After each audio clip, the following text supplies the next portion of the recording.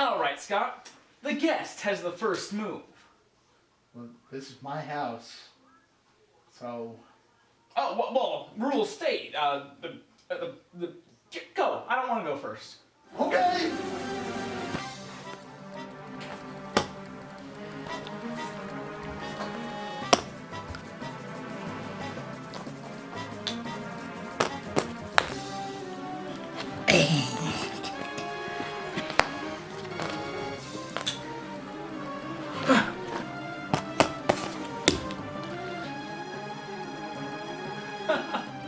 Scott, you're slipping in your old age.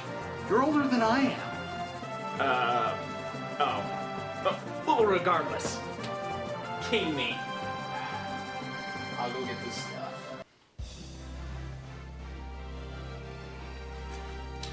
Your shirt, sir. Thank you.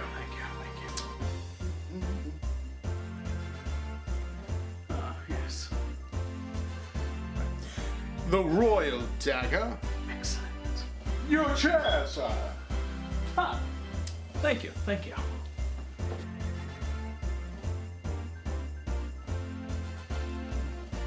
And at last, your royal scepter. Thank you. Now, let's continue the game.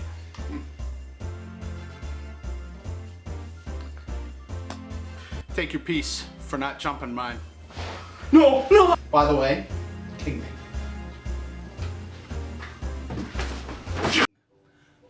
The monarch. The ruler. The king. Who wouldn't want to be king? It's like the old saying goes, power corrupts, but absolute power would be kind of awesome. In Nintendo games, at least, it often seems that the king is the villain. However, after looking through, I realize there are a certain amount that are quite benevolent and fair rulers over their kingdom. And I decided there's enough to make a list. So with that, yeah, let's check out the list. Roll that title card. The king desires it so.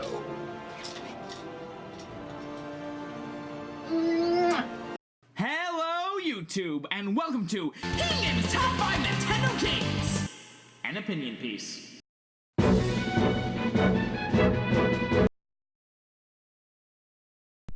Fire Emblem Awakening. It is a great game I played on my channel. But I ain't talking about Fire Emblem Awakening. I mean, I probably should. I know a lot more about Chrom and his kingly exploits, but I can't, cause Marth, his great-great-great-great-great-great-grandpappy, is much greater king. However, I've never actually played Marth's games. Heck, I couldn't even tell you their names. But he has 2 of them, and often in Awakening, when they talk about Marth, they do it with a certain tone of reverence and respect. If the king's legacy is so great that it can last that long, he has got to be good. You can actually recruit him in Fire Emblem Awakening. Twice. Once as a lowly prince, and once as a king. And when you do, he's a great unit. Heck, he's even a good Smash character.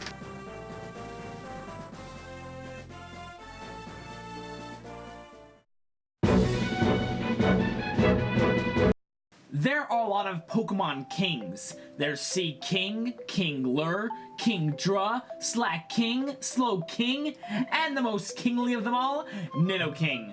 But why is Nidoking the most kingly of the Pokemon? Well, the answer is quite simple, as described in the most sacred and reliable of texts, Shrek.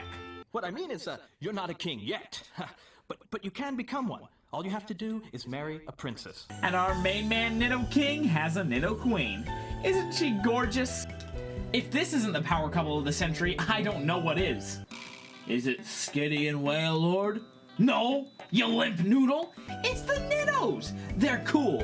Nidoking is actually a very versatile Pokemon, being able to learn a great variety of moves. Keep in mind, he's a ground type Pokemon, and he can learn Flamethrower, Thunder Shock, Surf, and freaking Ice Beam, making him great for catching people off guard in Pokemon battles. You want another reason that Nidoking is a great king?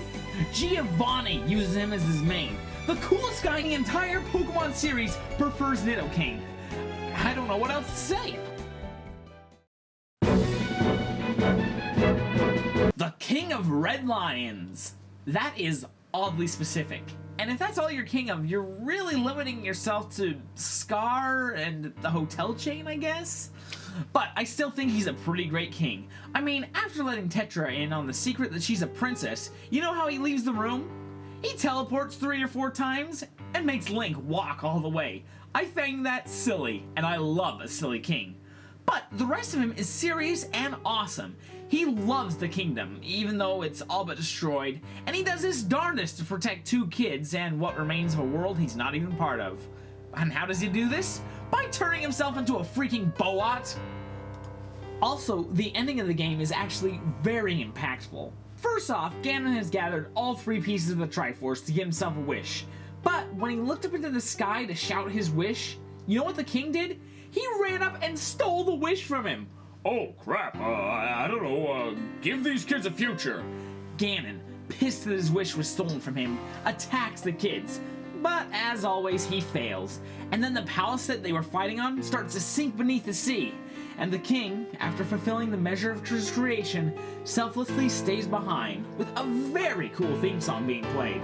And the 2 kids get whisked away to the surface to fulfill his wish. It's actually very touching and meaningful cutscene. However, I still greatly value the time that I spent in Wind Waker, when it was just me, the sea, and the king.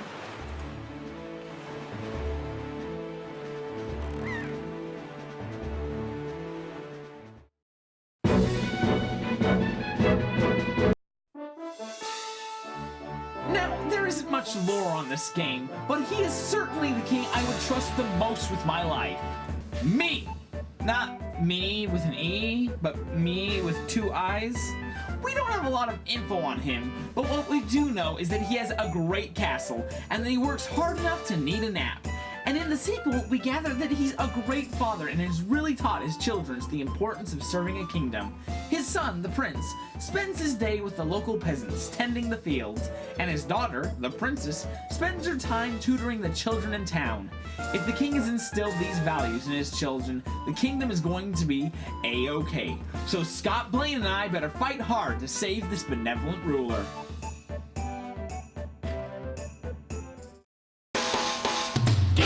D, that's the name you should know. D, he's the king of the show. You'll holler and hoot, he'll give Kermit a boot. D is the one. D is the one. Coming at ya. Yeah! Okay, I know that I said this list was excluding malicious monarchs and focusing on selfish sovereigns, but I'm like 90% sure that DDD is a good guy. Think about the opening seconds of a Kirby game. The maniac charges into a forest and eats the first person he sees, and then proceeds to kill everyone there. And then he kills an old and most likely sacred tree. When DDD fights Kirby, it's to protect his people from his mad rampage. I mean, just look at Kirby's Adventures 3. When you fight DDD, everyone in the audience is a character that Kirby can fight. So everyone that Kirby murdered and eats aren't necessarily soldiers, but citizens. Not to mention, DDD must be a great king if he fill an entire auditorium with screaming fans. And if we're gonna pretend that Kirby really is a good guy and not a psychotic glutton, half the time that DDD attacks, he doesn't even have his wits about him, and he's actually being controlled by a dark force. As far as I'm concerned, DDD is a champion of the people who puts his life on the line to fight a hooligan who has killed many citizens of his kingdom. The winner is King DDD.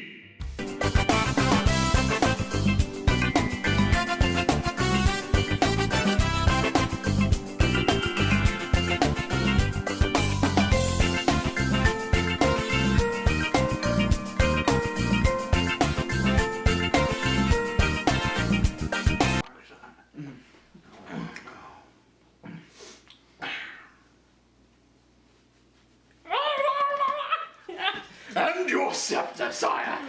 Million years dungeon, no trials!